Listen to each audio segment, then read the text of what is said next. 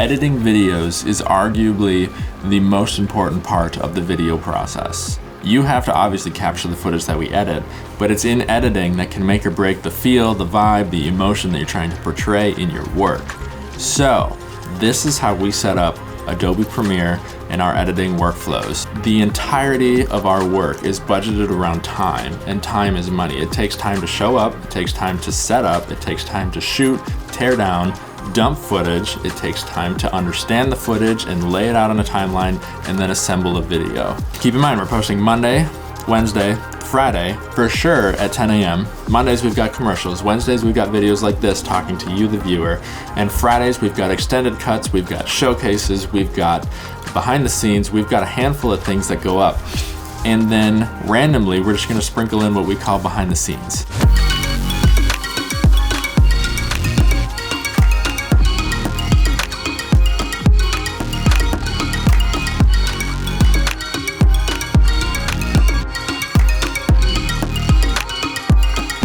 Welcome back, everybody. It is Wednesday, which is the peak of the week, and today we're actually talking about video editing workflow. So we use the Adobe Cloud Premiere Pro. But what I wanted to do today is walk you through a project that we recently shot, how we organize our footage on hard drives, how we import that footage into Premiere, and then organize our Premiere file, because it is my belief that having a well-organized Premiere file just makes the whole editing process faster. So the video we're working on today is a brand video, what I call them. We've got a 2-camera interview and a bunch of B-roll for our friends over at Q-Dents Repair. And they work out of a few shops around the Twin Cities servicing many different people, namely Platinum Auto Wraps and Tint Pros. We are at their new shop in the Medina Motorplex, which is a pretty sweet backdrop for video shoots. So we took advantage of that and the cars that they had in the garage, and we shot this promo. But to begin, let's start by importing our footage. Go ahead and open up the folder you want to put it, and I always create these main folders every time. I've got a footage folder, I've got an exports folder, I've got a project file folder, and I've got an assets folder. The assets folder is kind of where I dump music, I dump animations, I dump overlays, whatever I think I need to add to this, lower third, stuff like that. So let's go into our footage folder, and this is going to be camera A. Let's go in here. Here's a fun tip. Whenever we shoot on Sony, it does this classification, and I hate it. So what I do is I go group by kind. Now I've got all the clips right here. Looks like this is both interview stuff and B-roll. So I'm gonna put Cam A interview stuff first in this folder, right there. And then I'm gonna create another folder, call it B-roll. Grab everything else. Now we gotta wait for that to transfer before I plug in the other SD card. I would rather have multiple folders to store all my files organizedly and have to click through a bunch of times than to just have all of the clips bundled into one folder and then I'm just scrolling, because that starts to waste time, especially in post-production. If you've got a time crunch or you just need to know where stuff is, it's easier to keep track of where things are with multiple clicks and different folder names than one huge folder of all the clips and just click, click, click, click, click, click, click, click, click, trying to find the one you're looking for. Okay, so card number 1, done dumping. Let's eject it. Insert card 2. So we need to create our third and final folder now called Cam B, and this is going to be the tighter angle of our interview. So again, my awesome trick, group by kind. Now you've got just your clips and it weeds out all the XML files. Boom, drop. Okay, while that copies, let's go ahead and open Premiere for the first time. I'm opening Premiere without a project file, so I'm gonna show you how we create and build out our project file. Okay, so this is what Premiere looks like when you first open it. We're gonna go new project, name it whatever you want. In this case, it's going to be Q-Dent Repairs Brand Video. Now, you wanna pick your location because otherwise it's gonna save to a default folder somewhere deep inside your system. So that's why we created our GPP Extras Project Folder Bin, choose, and then scratch disks usually select same as project. So what that does is it just saves all your autosave folders and your rendered files to the same folder as your project file. Now, we get Premiere open. Everybody's workspace looks a little bit different.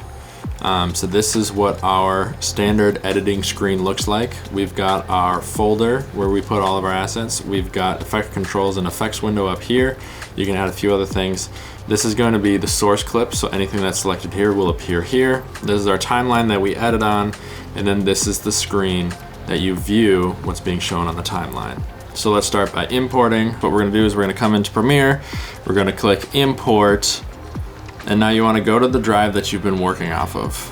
And you just import the entire footage folder, and what that does is it then auto creates bins for the other cameras that you may have shot. So let's think about productions where you have 2, 3, 4, 5 different cameras. If you do that little bit of pre-work, that just takes some time and some organization. When you bring that into Premiere, it is much more organized and easier to understand. What do you think about this sweatshirt design? Something different? I like camo, as you'll soon see on another project we've got going on. All right, back to this. So we've got Premiere open, our footage has imported. If you see down in the bottom right-hand corner, it's generating peak files, and what this means is that it's just quickly scrubbing the footage, understanding what's there, and then it basically allows you to watch it quickly without much buffering time.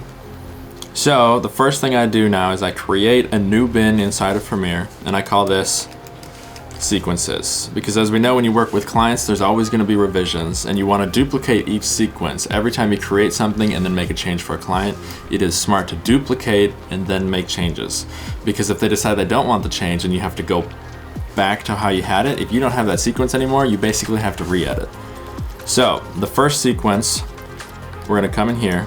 I've got a bunch of setting sequences already created, and I'm going to use my pre-created ProRes LT 4K because we record on the Shogun Atomos Inferno recorders, which we can actually see we're recording this video on. And I have the specific dimensions for these screens already created in a timeline, so I don't have to try to create some sort of 4K timeline. And what I'm going to do is just name it QDent Repair Brand Video String Out. Now, string out is something that we've actually recently added to our workflow process. And basically that's when we take every clip of each camera and we lay them on the timeline in chronological order, or in an order that they were shot, because sometimes cameras are out of order. So the first thing I'm gonna lay is my B-roll. The next thing I'm gonna lay with a small little gap is camera A interview. And then the third thing I'm gonna lay is camera B interview. Now, what's the point of a string out when you can scroll through these individual bins and look at each clip? Well, it really is less clicks. If you have every clip on your timeline, you can click the down arrow and jump between every single thing that you've shot without having to open a bin, double click on the footage, scrub, and then click on the next clip, scrub. And what this does is it just quickly allows you to preview everything uncut. So the next part in our editing process in setting up a project file is what we call selects. So we're actually going to duplicate the string out. We're going to rename it. You can keep the whole name the same except for the end and just call it selects instead. Now you do have to double click on that new sequence, otherwise Premiere won't open it and you'll be editing on the last sequence you had opened. So I'm not going to do this for you guys, but I'm going to explain the first few times. Ignore this ruler, that was for another project. Basically what I'm doing now is I'm weeding out all the stuff that I don't want in my video.